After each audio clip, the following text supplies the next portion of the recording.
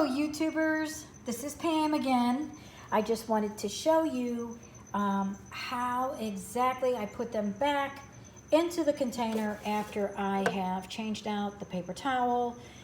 Again, what I'm referring to you can find in the video prior to this, but this is getting a little more detailed. This is what I use to feed my hornworms. Okay, I buy the big giant container, which you can find on eBay.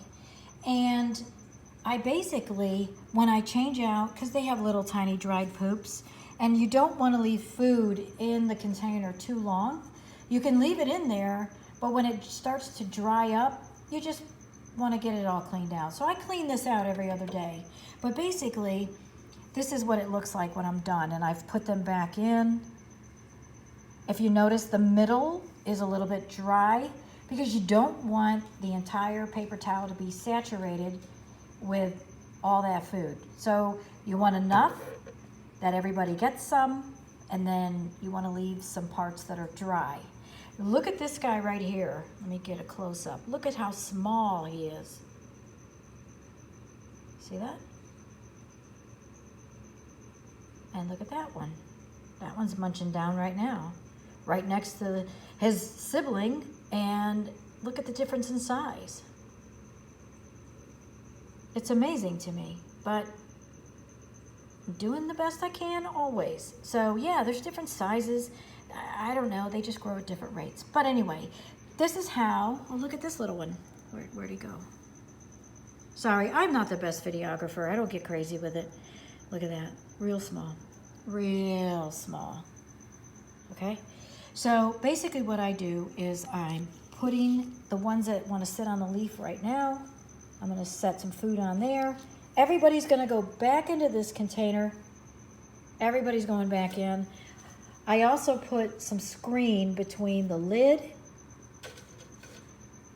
and the container. Why do I do that? Because it doesn't matter, and you know what I'm talking about. Fruit flies, any kind of little microscopic gnat can get into your units. It's a fact of life. If you're going to have bio tanks, if you're going to have bio units, if you're going to have natural things in your home, you're going to have little things that are flying around all the time. I don't get too worked up about it.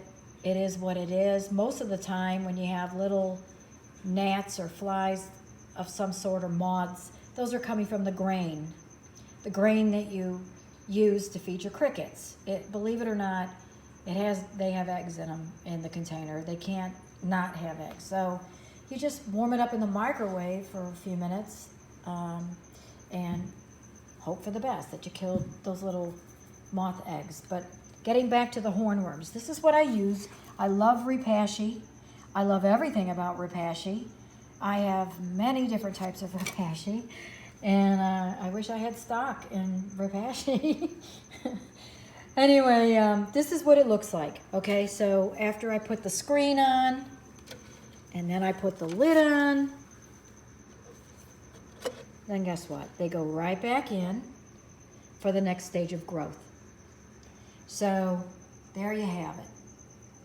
There are other things you can feed hornworms. I would suggest that you Google it. I pretty much stick to the Repashy for hornworm food. But again, if you don't have access, or maybe you can't afford Repashy, go ahead and get online and look at all the other things that you can feed your hornworms, okay? It's not a deal breaker. I just happen to find that Repashy works the best. But there are other things. Depending on what country you're in, what part of the world you're in, what season it is, you can find things to feed your hornworm. You don't have to do everything just like me. Not at all. So that's it in a nutshell. This is a fast video. If you want to know more, just look at my other videos. And that's it in a nutshell. Have a great day. And if you like what you see, please hit the thumbs up. We'll talk to you soon. Take care.